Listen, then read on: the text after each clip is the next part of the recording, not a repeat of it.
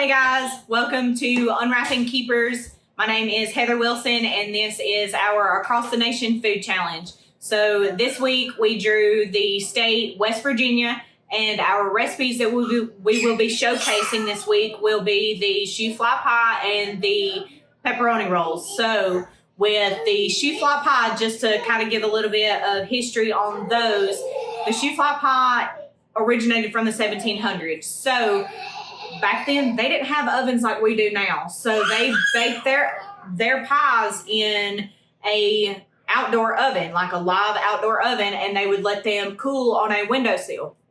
And when they let them cool on the windowsill, these pies are made out of molasses, so when the molasses seep through the crust, it would attract the flies. So they just started calling it a Shoofly pie. So I'm excited to see how this recipe goes. And with the pepperoni rolls, that is like the biggest thing that you can find in West Virginia. And everywhere you look, whether it's like a gas station or a restaurant or wherever you go, it's always got pepperoni rolls. I guess that's just their thing. So I'm excited to see how these recipes turn out. So join me as we start making the dough for these pepperoni rolls, and we'll roll on to the Shoofly pie. Okay guys, we're going to get started on this dough. So you're going to take 2 packets of active dry yeast. You're going to follow the directions on the back of them, which say to take 1/4 of a cup of warm water and a teaspoon of sugar. So I've doubled this recipe since I have to use 2 packets. So I've got 2 packets of the yeast in here. I'm going to do 2 teaspoons of sugar. And then I have a 1/2 cup of warm water. Now, you're going to want to use warm water instead of hot water, because using the hot water will actually kill the yeast. It'll kill the bacteria in the yeast that is used when making dough. So what I'm going to do is I'm going to take this and pour this over in here. And let me rinse this off real quick.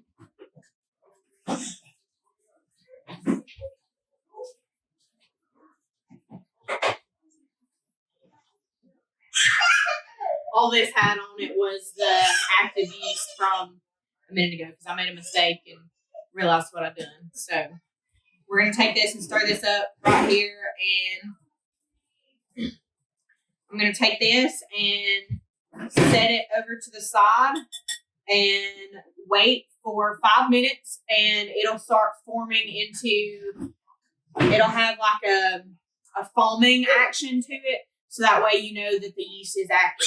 So while this is sitting here, I'm going to get the rest of my ingredients ready, and we're going to get this dough started. Okay, so now that the foaming action has started on here, I'm going to add the butter, and then we're going to add the sugar and the salt and eggs, and then get this going. So let me grab my whisk. All right, we're going to add the butter first. 1/2 cup of melted butter. You're going to want to stir it while you incorporate it, which is going to be a little bit difficult whenever I get to the sugar and the salt part, but it'll be okay. All right, I'm going to go ahead and add these eggs. You get 3 eggs in here. I'll mash up those yolks and kind of get them mixed. And I probably should have went ahead and scrambled them after I cracked them into my bowl. All right, now we're going to do 1 teaspoon of salt.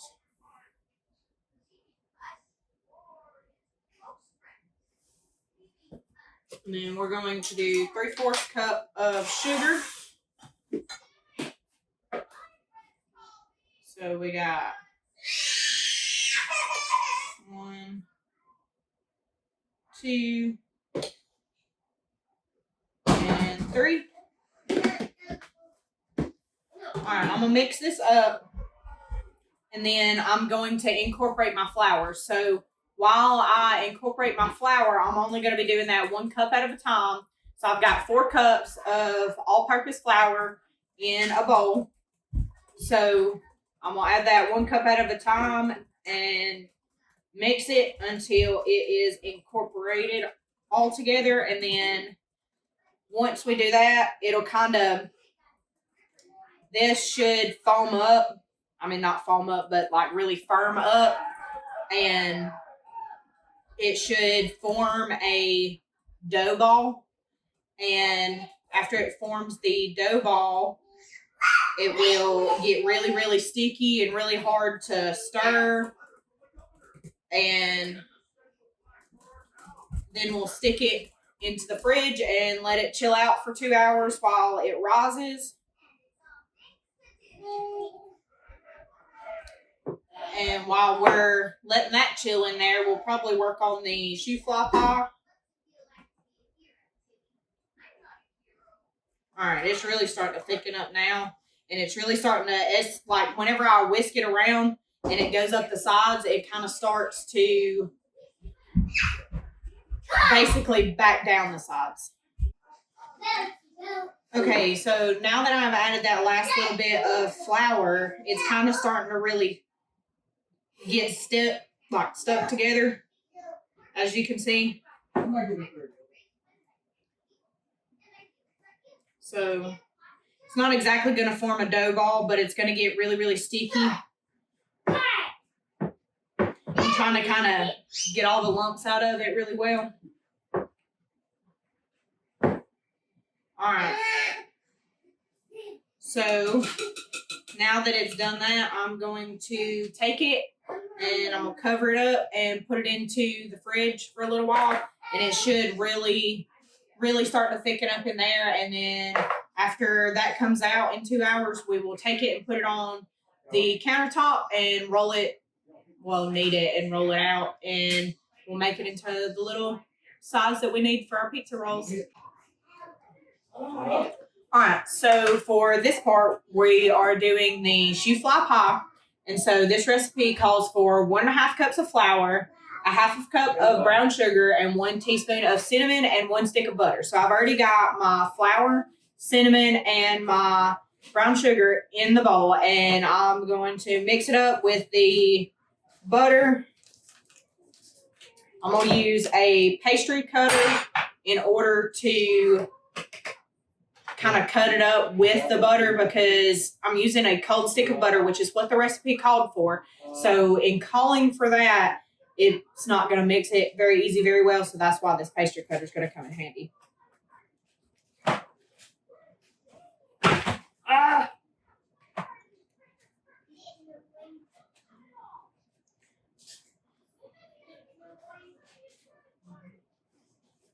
You can already smell the cinnamon and the brown sugar kind of mixing together, and it's going to make it taste so good. Just the smell of it is fantastic. Ooh, while this is going, I need to, for the second part of this, we're going to take molasses and boiling water and mix it together. So let me turn my boiling water on real quick. I already have the amount that I need. I put hot water into the container itself, and I'm going to go ahead and turn on the microwave for 6 minutes just to make sure it's super, super hot.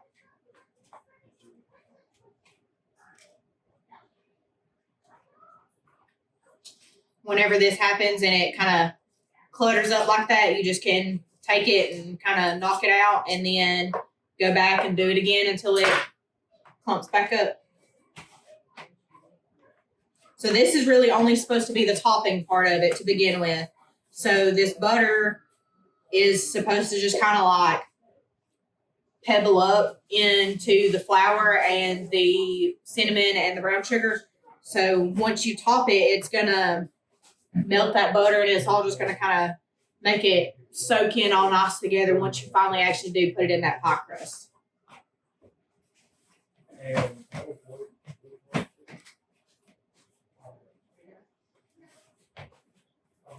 All right, so that should be pretty decently good.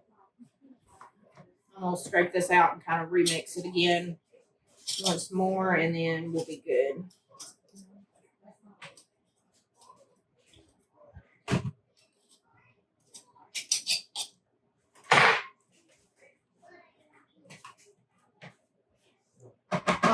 So now that I've kind of got it all mixed together, it's going to be kind of crumply like that, if you can see that, and it's just going to be shaking on top. So we have a 9-inch pie crust. You can buy these pre-made, or you can get the dough, the actual pie crust dough, and you would need to put it into a 9-inch pie plate. Now, it doesn't say that it has to be deep dish, but it can be if you just want a little bit of extra crust. I myself did not go for the deep dish pie crust. I just went with the regular size. I've never done this recipe before, so if I decide to make it again, I might end up going for the deep dish.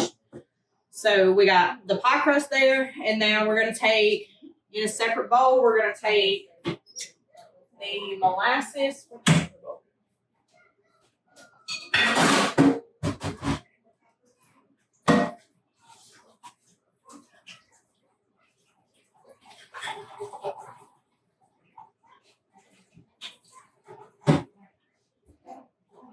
So in my other bowl, I kind of had to wash it out for a second because I still had all the stuff in it from the pizza dough earlier.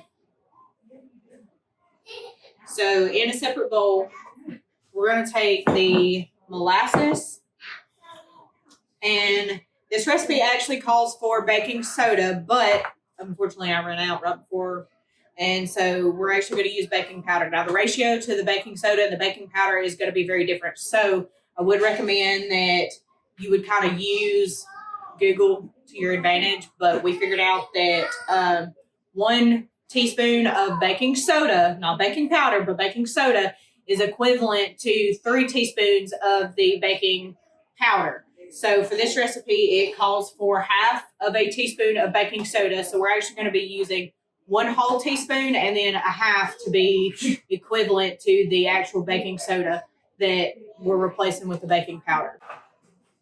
Okay, so now for this part, we're going to take the molasses. It is 3/4 cup of molasses, and then we're going to take 3/4 cup of water, pour it in together, and mix it together. And then we're going to take the baking powder and put it into here as well, and then go directly into the pie crust with it. And then we're going to top it with our topping.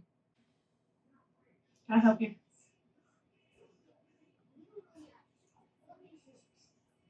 Excuse my kids. They're just kind of stuck up my butt today, I guess. So that was the water.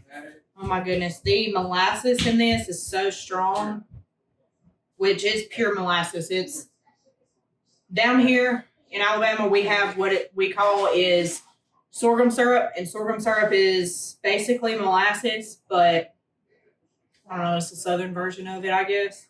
Which when I went to the grocery store to get the ingredients for today's stuff, I saw on the shelf sorghum molasses. So I don't know what the difference is between sorghum syrup, sorghum molasses, and regular molasses is. But, all right. So now that we got that kind of mixed in together, again, we're doing baking powder because I ran out of baking soda. So originally you would just use a half a teaspoon of baking soda instead of baking powder. So with baking powder, you're going to have to use 1 whole teaspoon and then another half teaspoon for the equivalent to what's in this recipe. So we have the half a teaspoon and then a whole teaspoon.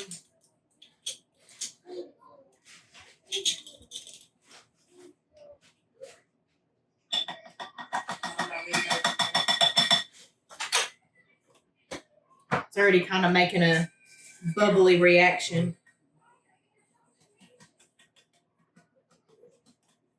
I'm just going to hope and pray that this doesn't pour out all over the oven, because if it does, that's going to suck for me, because it's my mom's house, my mom's oven. So I definitely changed that into a really mocha looking color. It's very pretty, but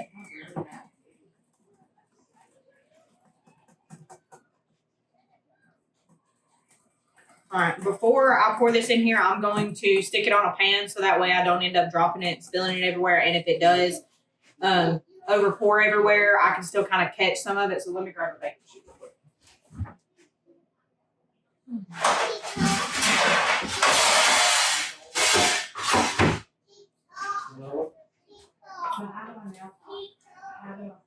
Pie shell.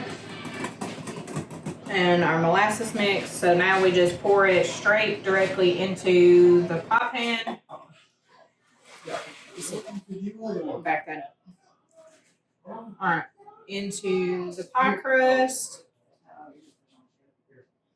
That doesn't look like that's gonna hold that all, so I'm gonna stop pouring right there. All right, I'm gonna set this up.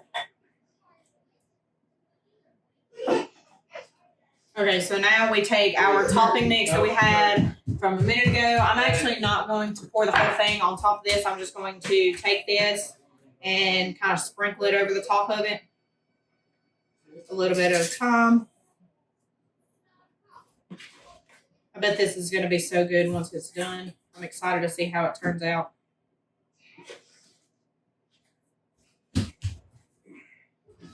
Just trying not to let it bubble out everywhere. So seeing how it does in a regular pie crust, I probably would recommend doing a deep dish pie crust because, I mean, I didn't even double this recipe at all, and it's not even going to hold all this, so unless it's supposed to, maybe. I don't want to keep scooping and then find out that it's not going to hold everything. We've had a little bit too many mistakes today, so I might end up doing a B-reel or a bloopers reel just to kind of see what it looks like when I'm prepping these recipes.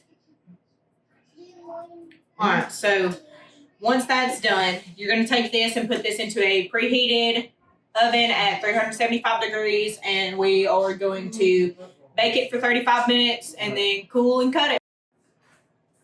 Okay, so I've just pulled our dough out of the refrigerator. So it's kind of like it won't go anywhere. Mostly, it's very firm to the touch. Stuff like that is very, very sticky because, as you can see, it come off on my hands right there. So what we're going to do is I've cleaned off this surface right here so it's clean and it's sanitized and everything. So I'm going to take flour. I'm going to take the dough and throw it out onto the flour surface.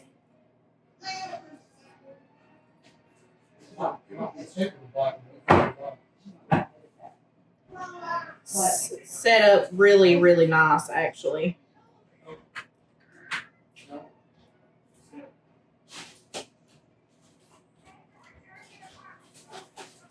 And it smells absolutely heavenly, too.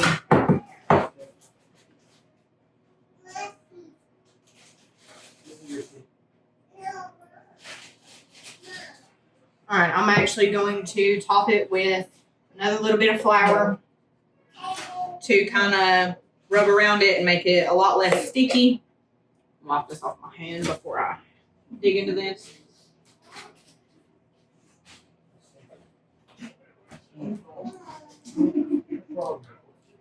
All right, so now you just take it and kind of roll it. It's going to be a mess for a minute, a good minute. You just keep incorporating flour into it until it's not so sticky anymore on all edges, and it'll firm up as you go and knead it.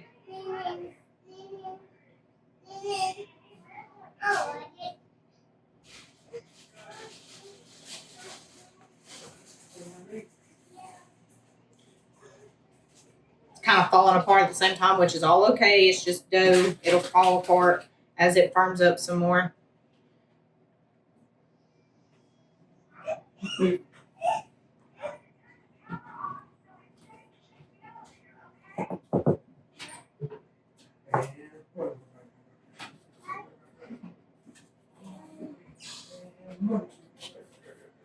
It's really kind of sticking to the counter, but it'll be all right. Probably should put some flour over here to keep it from sticking to the counter.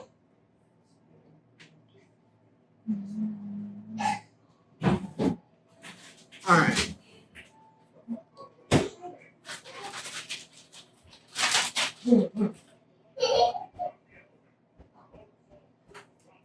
And just keep kneading it. You just kind of pick it up, let it fall down, and just press your hand back into it. And then throw some more flour on top.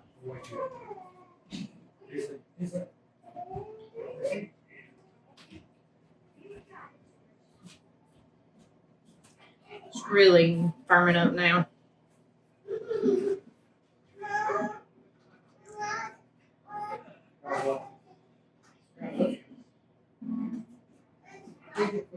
All right. Now that I got it pretty well formed, I'm going to take it and kind of throw some more flour onto it as I'm holding it. And as you can tell, it is still it just falls away from my hand, which is what it's supposed to do. It's supposed to be all like that.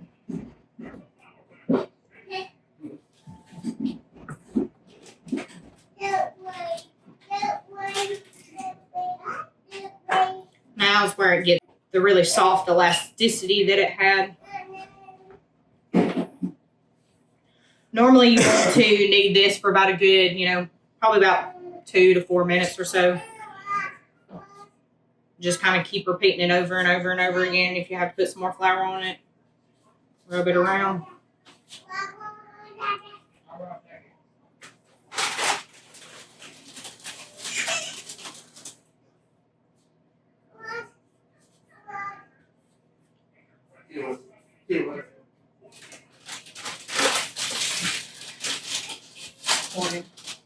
Will you set up their hot chairs in there?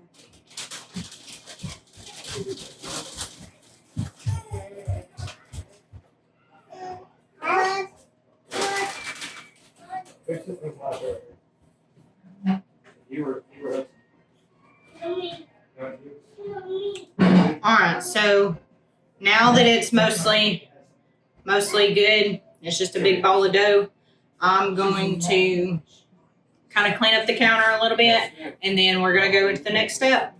What we're going to do is I'm going to take it, and after I do that, I'm going to try and get this wheel clean real quick before I try to cut this stuff together. All right, and so you just kind of need to throw some flour on it if you can, and just kind of cut through it until you can get even halves. All right, now once we've divided this one by 2, we're going to do it again, and you're supposed to get 18 rolls out of this.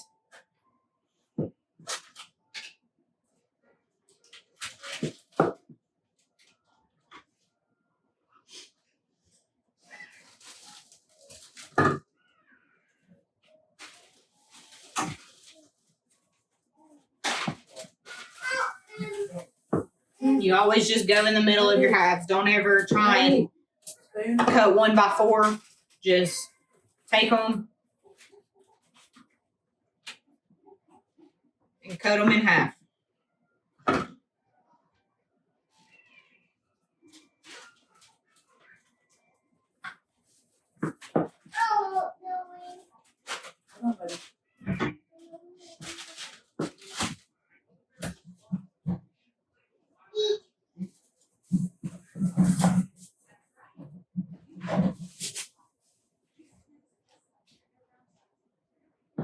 Some of these pieces are going to be a little bit bigger, but it'll be all okay in just a minute.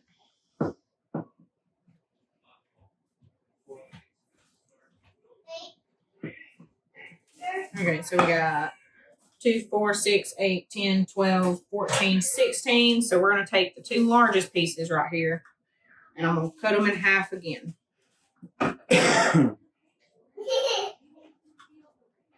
they look really big. Do you want one? All right. So now that we got that, I'm gonna flip this back over so it doesn't get sticky. So you take a baking sheet with parchment paper, and you're gonna take your little dough that you have and kind of flatten it out. You can use your hand or whatever, flatten it out, rolling pin, whatever you want to do. And you're gonna want to lay it onto your cookie sheet.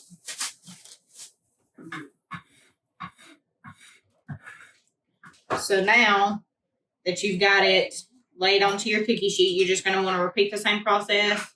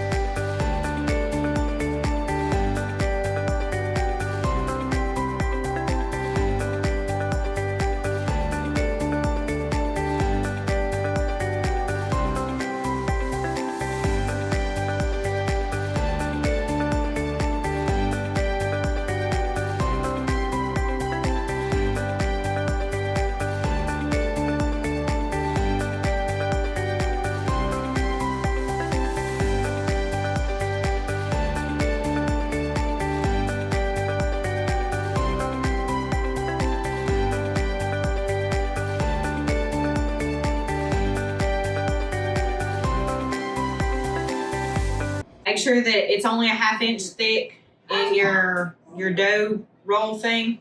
And then you're going to want to cover it with your cheese. And then put your pepperoni on it.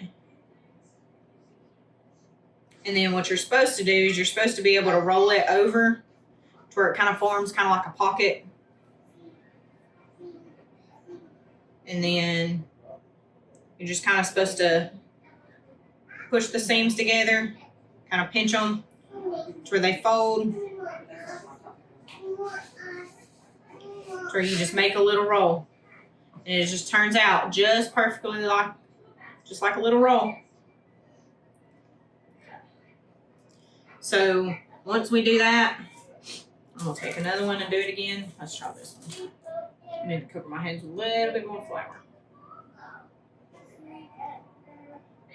Just covering your hands in flour kind of really helps, because these are probably really still a little bit, well, I mean, they're not sticky. I mean, they're just a firm sticky now, I guess.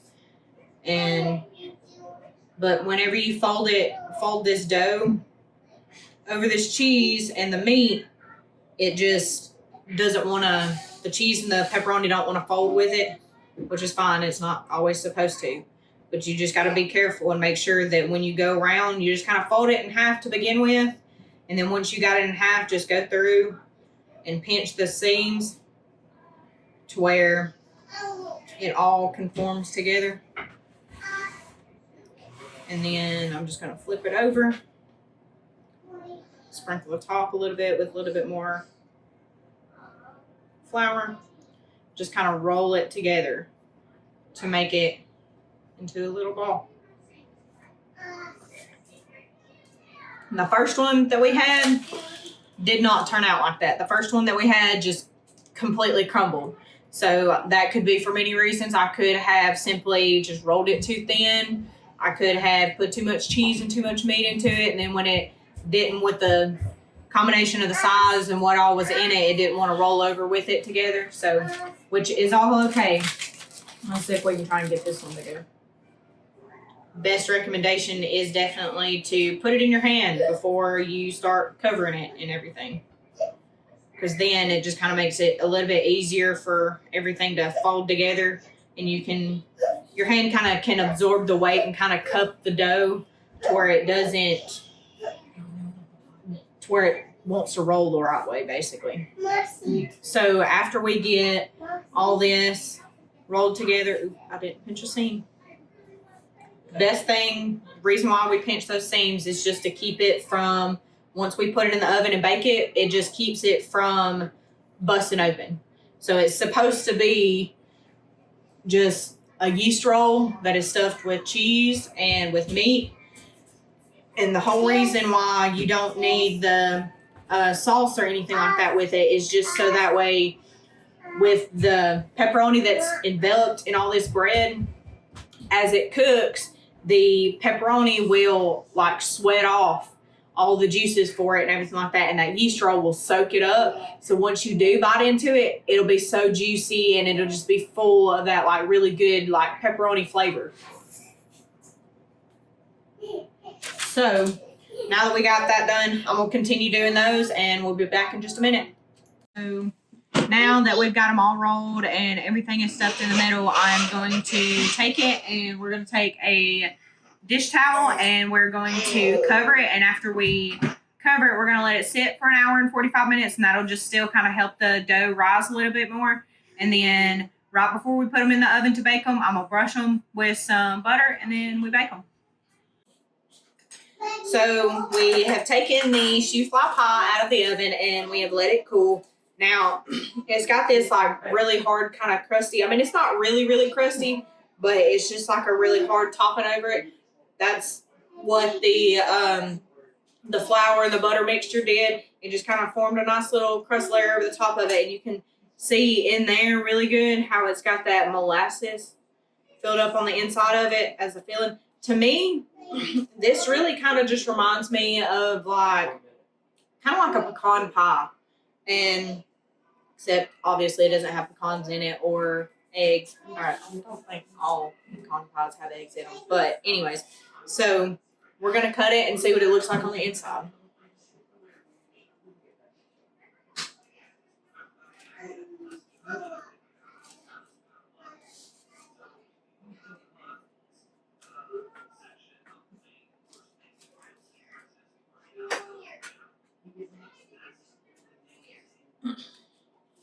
I don't think I cut all the way through it. Maybe I did, maybe I didn't. Yeah, that looks good. It just looks got like a good little piece. It's not really runny on the inside, which that molasses is so sticky and so thick that it just kind of soaked out all the liquid, all like from the water and everything else up. It looks really good. I'm gonna see what it tastes like. I'm gonna take this little corn bite. That really does taste like, you can really taste the sorghum in it. I mean the sorghum, the molasses in it. You can really taste that in it, and to me it just tastes like when you do for us down here, we do biscuits with sorghum syrup on the top of it. That is like a southern delicacy down here, but that is actually really good. I mean, you can really taste the molasses in it, and you can taste the cinnamon in it, and all of it kind of folded together. And the crust is really nice on the top of it. It's nice and kind of like, it's kind of fluffy, like where the molasses meets the actual topping of it. It's really, really fluffy, and then the top of it is like really hard and kind of crunchy, but either way, it's really good. And this is how you make the shoofly pie. So I just pulled the pizza rolls out of the oven. After they had set for a while, I brushed some butter on top. I added some garlic and basil to the butter, and brushed that on top. And now they are golden and absolutely beautiful. I'm going to let them cool for a little bit, and then I'm going to dig into them. This is what they look like after I cut them open. I definitely, if I were to make this again, I definitely would add tons more cheese and pepperoni to it. But all in all, they are so good.